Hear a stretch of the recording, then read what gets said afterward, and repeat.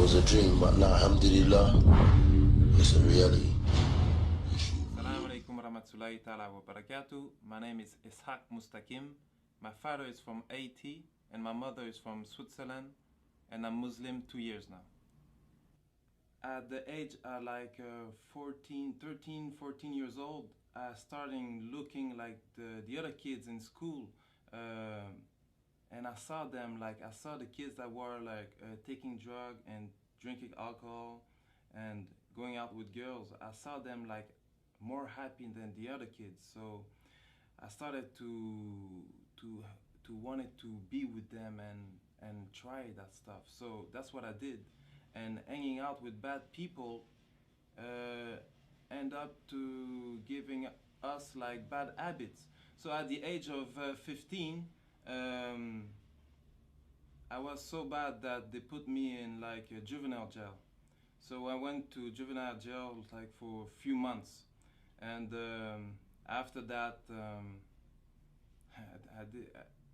I didn't stop doing bad things. I did so much bad things that they wanted me to lock me down for good. So I ran out from that juvenile jail, and after that my mom had to send me back to Switzerland. So I went to Switzerland to work for her brother, and I was working there I worked there for 3 months. But then again, I was alone there, but I put myself into a trouble that the police was looking for me, that I had to come back here to Montreal.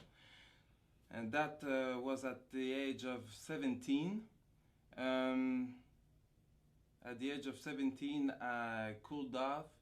I stopped doing bad things a little bit, because I was saying to myself soon I will be 18, and soon if I get caught, I will go to jail. But I don't know what happened with me. At 18, I started back again, and they got me, and I went to jail for 2 years. Before I went to jail, I learned that the happiness was into getting high, getting drunk, and getting with girls. But in jail, because jail is the school of crime, I learned that the happiness was into getting a lot of material things, a lot of money. And 2 years in that jail made made me have a criminal mind. I didn't have a really criminal mind before, but that 2 years, that's what it did.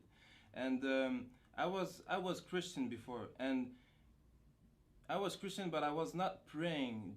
I was only praying when I wanted something really bad, or when I was into problems.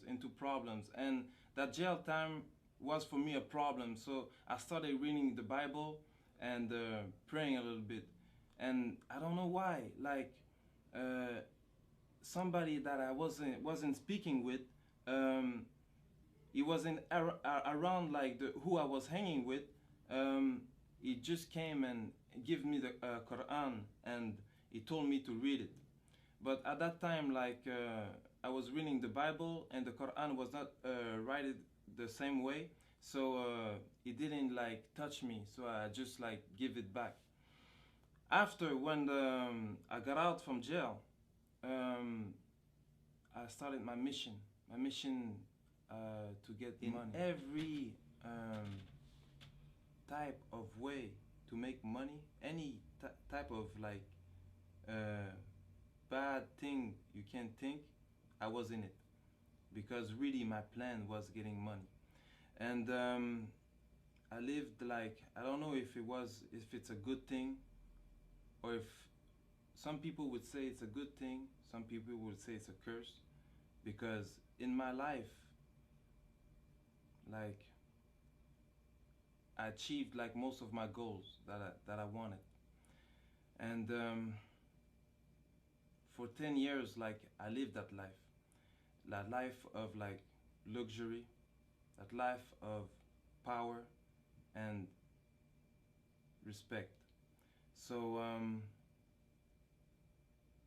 because when I say this, people don't really understand, so I have to make a little bit of explain a little bit.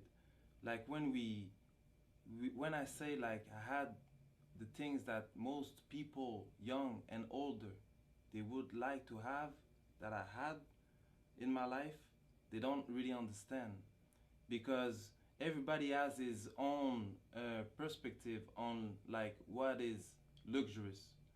So when we're talking about cars, Benzes, I had a few, BMW, Porsche, Viper, Hummer, Jaguar, Cadillac, like most of all the brands, like the big brands, that's the car that I had. Like houses, condos, but not like only like the cars like normal, like the car, because when you buy a car, it's like to make you happy, because but the thing is that happiness doesn't last. So after, right after, like you have to suit up the car. But after, when the car is suited up, there's nothing else to do. So you buy another car. Me at one time, like, had like 2 cars, and I was renting out like other cars just to have another change, because like I was bored. I had a house and I was living in hotel suites. It cost me like 10,000 a week just for hotel suites. So the clothes, like just the clothing, like because like when you have money, like even the money like change your style a little bit. Because before I was like I was dressing like everybody, but after that I had to like buy suits, you know, like $3,000-4,000 suits, you know. And I had like me, I was not really the type that was going like into clubs and partying. I didn't really like that. What I liked it more was really, because really I was on a mission. I really liked it more, like staying home, counting money, planning for other plans, you know. So when I got out to into the club, was only like for money purpose, when we had like meetings, or like when they invite me. So they had to be like VIPs and everything, because the thing is that most of the rappers, they want to be like gangsters, and most of the kids, they want to be like rappers, but those rappers, they want to be like the criminals. And at one time, that was the type of person I was. So that was the type of life that I was living. And I lived like a millionaire life for like 10 years. But at the end, because all that doesn't come from nothing, you have to work a lot. And at the end, I was questioning myself, like, because when you have all that, and I didn't find the happiness, like, even at one time, because I was in my house, that I rebuilt my complete house. Like I made a container like to come in front of my house, and I destroyed everything, like throw out everything in the container, and I rebuilt everything like with the best of the material. But even after, I'm alone in my house, like, and I'm thinking like I'm not happy. Even if I drink the best of the alcohol, I'm not happy. So I was questioning myself like really badly. And it's then when sometime like you go into like little like what we can call like depression, because you're questioning yourself so much. And at the same time, like, because when you live that kind of life, can't be good forever. So after 10 years, I got caught for a little thing, and I had a sentence of 11 months. So I went to jail for a few months, 9 months, and because I didn't, like, you don't do like the full sentence. Like I went to jail for 9 months, So there, because of my criminal file, like they put me like in a certain area, like the maximum. And at that time, like they put me like, even like if I had like a good life, there's always like, you always want more. So there's like always, I was looking up to other people still, you know. So, and they put me like in a wing with like those kind of people that had even more money, that was spending even more money. Like they were talking like a lot of money. So and and you and it's not like anybody, like we're talking just like that and you believe, like you can read it in the newspaper when something happened, like it's in the newspaper. So and they were talking about me like that. Even them, they were not happy. Even them, like they wanted to change. So really, all that made me even more like put in a position that I had that I had to think about my life. And after, at the end of my sentence, I got in a jail, in a cell with a Muslim, and that Muslim brother started to talk to me about Islam. And really now I was like, because I was already questioning myself, so I was really interested about what he was saying, and what is a good thing for him, but a bad thing for me. He got released, but he told me he would send me the Quran, but maybe something happened because he never did. Like, no, I don't know if he never did, but I never received it. So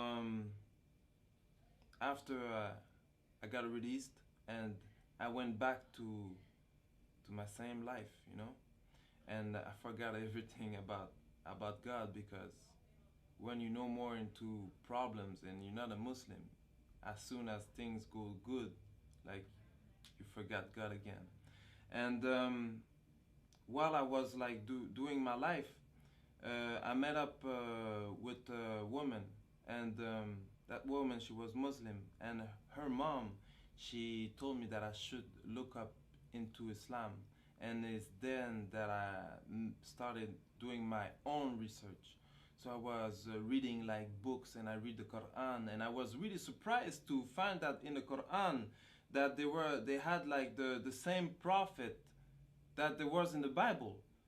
Even at a point that I didn't understood how Muslim will understand the Quran, because in the Bible they have like the beginning of the story, and the Quran just completed it. So and I started to do my own research, like even like a lot. I was researching, and the only problem that I end up having is like that, because as a Christian you have to believe that Jesus is the Son of God, and if you don't believe this, you go to hell, and if you believe it, you go to paradise. And I didn't want it to go to hell for nothing. Like it had to be the true religion, so I had to really make some research. And alhamdulillah, I found that Islam was the truth, and I made my shahada. So right after I took my shahada, 3 days after, my mom called me and told me that the police was looking for me. So I went to see my lawyers, and they told me that I should give myself tin. So I went and I gave myself tin, but for the first time, it was the first time I went into jail as a Muslim. I'm here with my client Isac, or known as Isac Mushtakim, who is charged in Montreal with various offenses, particularly fraud, forgery, the use of forged documents. With regards to the fraud that my client is, the amount of the fraud is $689,970.24. This would occurred in the year of 2006 over a 3-month period between the months of May and September. But there's a different side to Isac that we know and that we've come across. Since his arrest, since these events, Isac has completely turned his life around. I mean, notwithstanding this criminal record, I mean, breaking and entering, conspiracy to commit a criminal act, robbery, assault, mischief, intentional impersonation, I mean, the list goes on and on. Notwithstanding all of this, this individual has completely changed himself. He is no longer the person that he was when he was younger. He's married. He had a tough life. I mean, he grew up on the street. He grew up a life of crime and violence. That's no longer the person he is. He's married. He's a contributing member of society. He has a stable job. We have letters of recommendation from his employers. He's found religion. He's converted to Islam, and he's very observant of that. He commits himself to do charity work on a purely volunteer basis. No one has asked him to do this. And these are all signs of someone that has seen the process, seen that crime is not a life that he has chosen, and he has clearly indicated that he wants to be a contributing member of society, and that What advice have you got to Muslims and non-Muslims regarding Islam? But because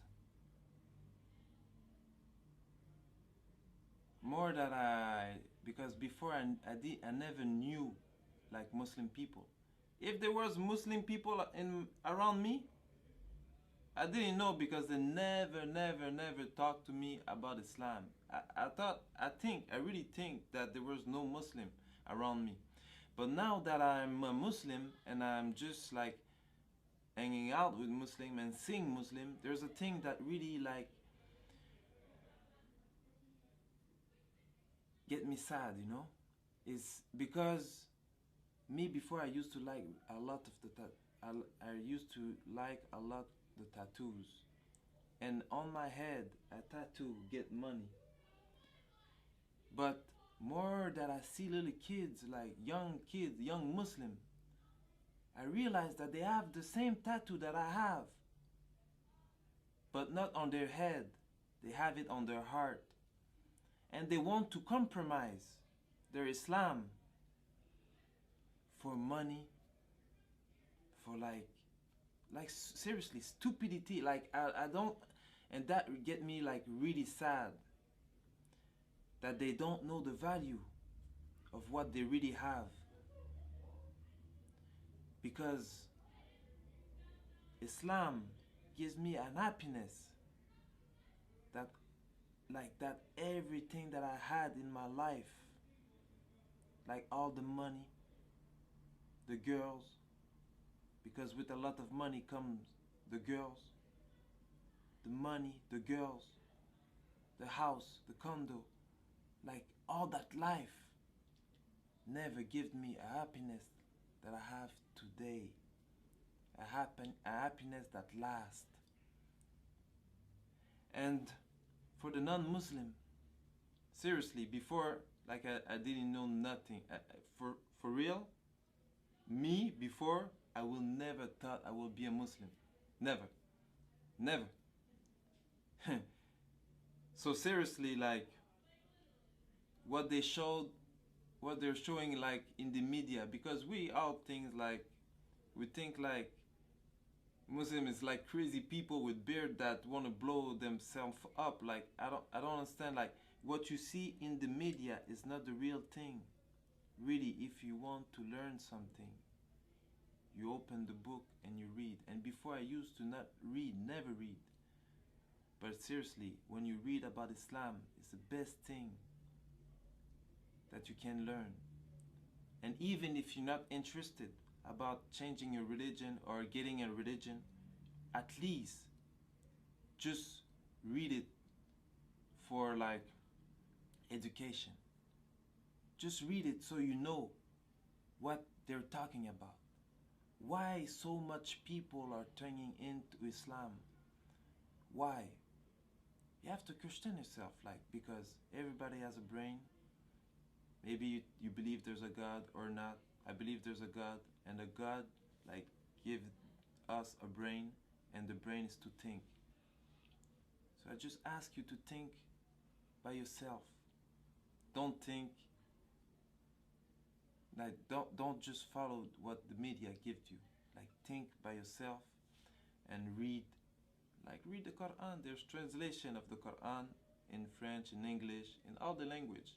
So just read, try to really learn about Islam, and don't look what the Muslims are doing, because that's a lot of people say like, but I know a Muslim. A lot of Muslim, we're human beings and we all do mistakes, and there's a lot of Muslims that like there's only one Muslim, and that was a prophet that really like can live what the religion, the prophet ﷺ, like that really like lived what the religion was teaching. But all the Muslim, most of the Muslim, even me, I'm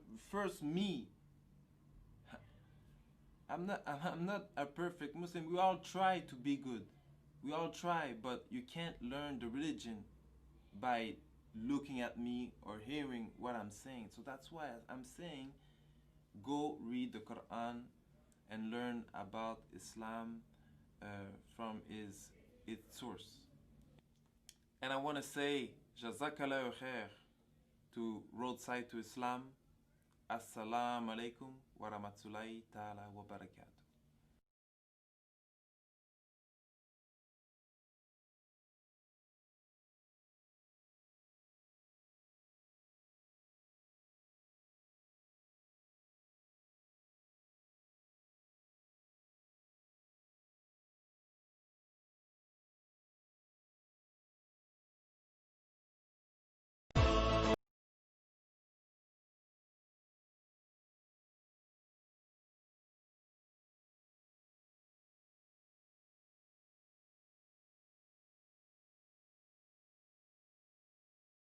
Alhamdulillah meresmikan operasi syariah 21 Maret di BDB 2 Kelurahan Sukahati, Komunitas Kabupaten Bogor 9. Jumlah investornya itu ada 329, kemudian dana yang terkumpul adalah 874.950.000 rupiah.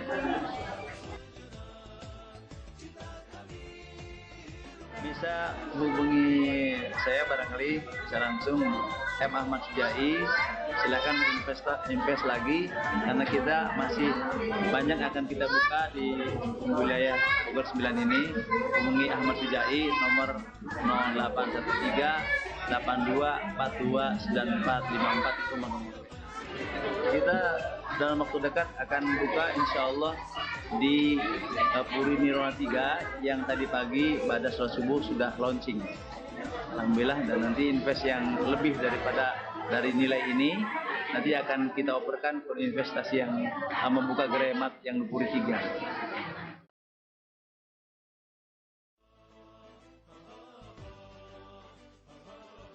Mudah-mudahan Allah SWT menjaga kita semua dalam rangka bagaimana mengembangkan keumatan supaya memiliki izah, memiliki kemuliaan artinya, dan umat insya Allah bersatu dalam ekonomi, bukan saja berjamaah dalam sholat, tapi perlunya kita jamaah dalam ekonomi.